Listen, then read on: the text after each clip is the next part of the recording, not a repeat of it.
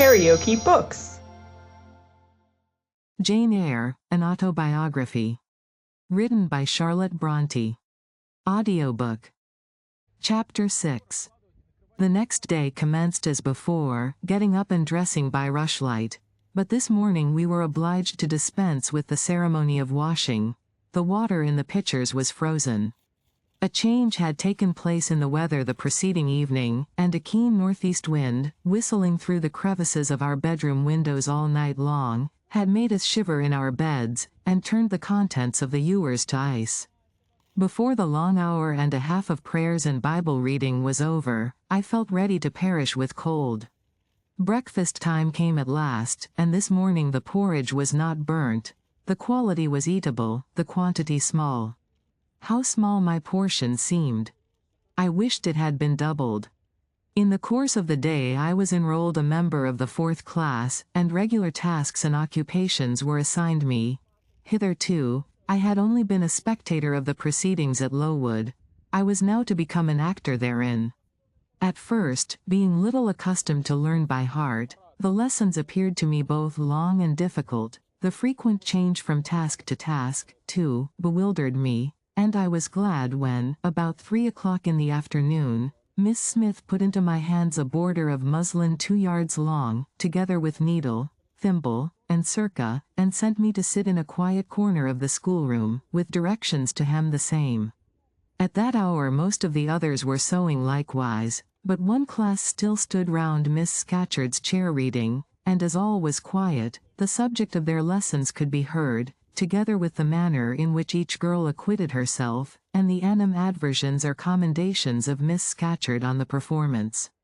It was English history. Among the readers I observed my acquaintance of the veranda. At the commencement of the lesson, her place had been at the top of the class, but for some error of pronunciation, or some inattention to stops, she was suddenly sent to the very bottom. Even in that obscure position, Miss Scatcherd continued to make her an object of constant notice. She was continually addressing to her such phrases as the following. Burns, such it seems was her name. The girls here were all called by their surnames, as boys are elsewhere. Burns, you are standing on the side of your shoe. Turn your toes out immediately. Burns, you poke your chin most unpleasantly, draw it in. Burns, I insist on your holding your head up. I will not have you before me in that attitude, N.C. A chapter having been read through twice, the books were closed and the girls examined. The lesson had comprised part of the reign of Charles I, and there were sundry questions about tonnage and poundage and ship money, which most of them appeared unable to answer. Still, every little difficulty was solved instantly when it reached Burns. Her memory seemed to have retained the substance of the whole lesson, and she was ready with answers on every point. I kept expecting that Miss Scatcherd would praise her attention, but, instead of that, she suddenly cried out. You dirty, disagreeable girl. You have never cleaned your nails this morning. Burns made no answer. I wondered at her silence. Why, thought I, does she not explain that she could neither clean her nails nor wash her face, as the water was frozen? My attention was now called off by Miss Smith desiring me to hold a skein of thread. While she was winding it, she talked to me from time to time, asking whether I had ever been at school before, whether I could mark, stitch, knit, and see. Till she dismissed me, I could not pursue my observations on Miss Scatcherd's movements. When I returned to my seat, that lady was just delivering an order of which I did not catch the import. But Burns immediately left the class, and going into the small inner room where the books were kept, returned in half a minute, carrying in her hand a bundle of twigs tied together at one end. This ominous tool she presented to Miss Scatcherd with a respectful courtesy. Then she quietly, and without being told, unloosed her pinafore, and the teacher instantly and sharply inflicted on her neck a dozen strokes with the bunch of twigs. Not a tear rose to Burns' eye, and, while I paused from my sewing, because my fingers quivered at this spectacle with a sentiment of unavailing and impotent anger, not a feature of her pensive face altered its ordinary expression. "Hardened girl," exclaimed Miss Scatcherd, "nothing can correct you of your slatternly habits. Carry the rod away." Burns obeyed. I looked at her narrowly as she emerged from the book closet. She was just putting back her handkerchief into her pocket, and the trace of a tear glistened on her thin cheek. The play hour in the evening I thought the pleasantest fraction of the day at Lowood. The bit of bread, the draught of coffee swallowed at 5 o'clock had revived vitality, if it had not satisfied hunger. The long restraint of the day was slackened. The schoolroom felt warmer than in the morning, its fires being allowed to burn a little more brightly, to supply, in some measure, the place of candles, not yet introduced. The ruddy gloaming, the licensed uproar, the confusion of many voices gave one a welcome sense of liberty. On the evening of the day on which I had seen Miss Scatcherd flog her pupil, Burns, I wandered as usual among the forms and tables and laughing groups without a companion, yet not feeling lonely. When I passed the windows, I now and then lifted a blind, and looked out. It snowed fast, a drift was already forming against the lower panes. Putting my ear close to the window, I could distinguish from the gleeful tumult within, the disconsolate moan of the wind outside. Probably, if I had lately left a good home and kind parents, this would have been the hour when I should most keenly have regretted the separation. That wind would then have saddened my heart. This obscure chaos would have disturbed my peace. As it was, I derived from both a strange excitement, and reckless and feverish. I wished the wind to howl more wildly, the gloom to deepen to darkness, and the confusion to rise to clamor. Jumping over forms, and creeping under tables, I made my way to one of the fireplaces. There, kneeling by the high wire fender, I found Burns, absorbed, silent, abstracted from all round her by the companionship of a book, which she read by the dim glare of the embers. "Is it still, Rasselas?" I asked, coming behind her. "Yes," she said, "and I have just finished it." And in 5 minutes more she shut it up. I was glad of this.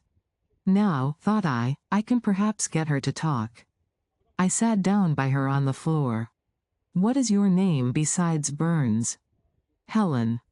"Do you come a long way from here?" "I come from a place farther north, quite on the borders of Scotland." "Will you ever go back?" "I hope so, but nobody can be sure of the future." "You must wish to leave Lowood?" "No." "Why should I?" "I was sent to Lowood to get an education, and it would be of no use going away until I have attained that object." "But that teacher, Miss Scatcherd, is so cruel to you." "Cruel?" "Not at all. She is severe, she dislikes my faults. And if I were in your place I should dislike her, I should resist her. If she struck me with that rod, I should get it from her hand, I should break it under her nose. Probably you would do nothing of the sort, but if you did, Mr. Brocklehurst would expel you from the school. That would be a great grief to your relations. It is far better to endure patiently a smart which nobody feels but yourself, than to commit a hasty action whose evil consequences will extend to all connected with you, and besides, the Bible bids us return good for evil. But then it seems disgraceful to be flogged, and to be sent to stand in the middle of a room full of people. And you are such a great girl. I am far younger than you, and I could not bear it. Yet it would be your duty to bear it, if you could not avoid it. It is weak and silly to say you cannot bear what it is your fate to be required to bear." I heard her with wonder. I could not comprehend this doctrine of endurance, and still less could I understand or sympathize with the forbearance she expressed for her chastiser. Still I felt that Helen Burns considered things by a light invisible to my eyes. I suspected she might be right and I wrong, but I would not ponder the matter deeply. Like Felix, I put it off to a more convenient season. "You say you have faults, Helen. What are they?" "To me you seem very good."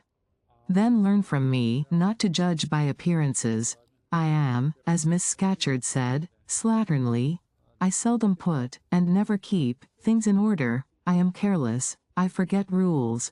I read when I should learn my lessons. I have no method, and sometimes I say, like you, I cannot bear to be subjected to systematic arrangements." This is all very provoking to Miss Scatcherd, who is naturally neat, punctual, and particular. And cross and cruel, I added, but Helen Burns would not admit my addition. She kept silence. Is Miss Temple as severe to you as Miss Scatcherd? At the utterance of Miss Temple's name, a soft smile flitted over her grave face. Miss Temple is full of goodness. It pains her to be severe to anyone, even the worst in the school. She sees my errors, and tells me of them gently, and, if I do anything worthy of praise, she gives me my meed liberally. One strong proof of my wretchedly defective nature is, that even her expostulations, so mild, so rational, have not influence to cure me of my faults, and even her praise, though I value it most highly, cannot stimulate me to continued care and foresight. That is curious, said I, it is so easy to be careful. For you I have no doubt it is. I observed you in your class this morning, and saw you were closely attentive. Your thoughts never seemed to wander while Miss Miller explained the lesson and questioned you. Now, mine continually rove away, when I should be listening to Miss Scatcherd, and collecting all she says with assiduity. Often I lose the very sound of her voice. I fall into a sort of dream. Sometimes I think I am in Northumberland, and that the noises I hear round me are the bubbling of a little brook which runs through Deepden, near our house. Then, when it comes to my turn to reply, I have to be awakened, and having heard nothing of what was read for listening to the visionary brook, I have no answer ready. Yet how well you replied this afternoon. It was mere chance. The subject on which we had been reading had interested me. This afternoon, instead of dreaming of Deepden, I was wondering how a man who wished to do right could act so unjustly and unwisely as Charles I sometimes did, and I thought what a pity it was that, with his integrity and conscientiousness, he could see no farther than the prerogatives of the crown. If he had but been able to look to a distance, and see how what they call the spirit of the age was tending. Still, I like Charles, I respect him, I pity him, poor murdered king. Yes, his enemies were the worst. They shed blood they had no right to shed. How dared they kill him? Helen was talking to herself now. She had forgotten I could not very well understand her, that I was ignorant, or nearly so, of the subject she discussed. I recalled her to my level. And when Miss Temple teaches you, do your thoughts wander then? No, certainly, not often, because Miss Temple has generally something to say which is newer than my own reflections. Her language is singularly agreeable to me, and the information she communicates is often just what I wished to gain. Well, then, with Miss Temple you are good? Yes, in a passive way.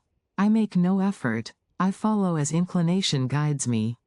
There is no merit in such goodness. A great deal. You are good to those who are good to you.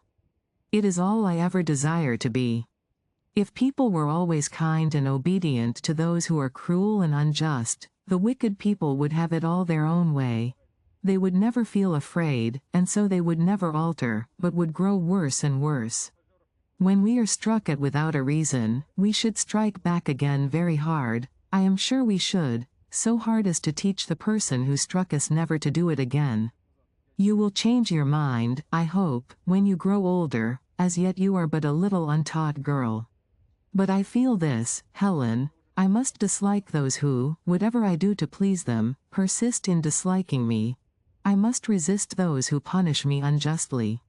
It is as natural as that I should love those who show me affection, or submit to punishment when I feel it is deserved. Heathens and savage tribes hold that doctrine, but Christians and civilized nations disown it. How? I don't understand. It is not violence that best overcomes hate, nor vengeance that most certainly heals injury. What then? Read the New Testament, and observe what Christ says, and how he acts. Make his word your rule, and his conduct your example.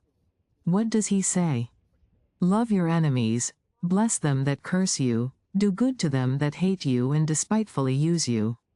Then I should love Mrs. Reed, which I cannot do. I should bless her son John, which is impossible. In her turn, Helen Burns asked me to explain, and I proceeded forthwith to pour out, in my own way, the tale of my sufferings and resentments.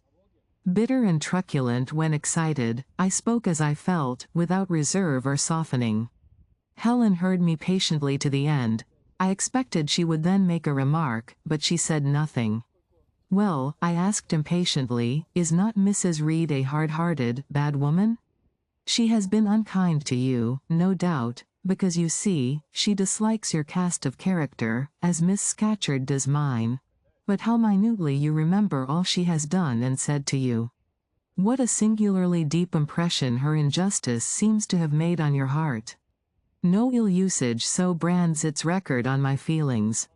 Would you not be happier if you tried to forget her severity, together with the passionate emotions it excited? Life appears to me too short to be spent in nursing animosity or registering wrongs. We are, and must be, one and all, burdened with faults in this world. But the time will soon come when, I trust, we shall put them off in putting off our corruptible bodies, when debasement and sin will fall from us with this cumbrous frame of flesh, and only the spark of the Spirit will remain, the impalpable principle of light and thought, pure as when it left the Creator to inspire the creature. Whence it came it will return, perhaps again to be communicated to some being higher than man, perhaps to pass through gradations of glory, from the pale human soul to brighten to the seraph. Surely it will never, on the contrary, be suffered to degenerate from man to fiend? No, I cannot believe that. I hold another creed, which no one ever taught me, and which I seldom mention, but in which I delight, and to which I cling, for it extends hope to all. It makes eternity a rest, a mighty home, not a terror and an abyss. Besides, with this creed, I can so clearly distinguish between the criminal and his crime. I can so sincerely forgive the first while I abhor the last. With this creed revenge never worries my heart, degradation never too deeply disgusts me, injustice never crushes me too low. I live in calm, looking to the end. Helen's head, always drooping, sank a little lower as she finished this sentence. I saw by her look she wished no longer to talk to me, but rather to converse with her own thoughts. She was not allowed much time for meditation. A monitor, a great rough girl, presently came up, exclaiming in a strong Cumberland accent, "Helen Burns, if you don't go and put your drawer in order, and fold up your work this minute, I'll tell Miss Scatcherd to come and look at it." Helen sighed as her reverie fled, and getting up, obeyed the monitor without reply as without delay. If you liked what you heard, please subscribe to the channel.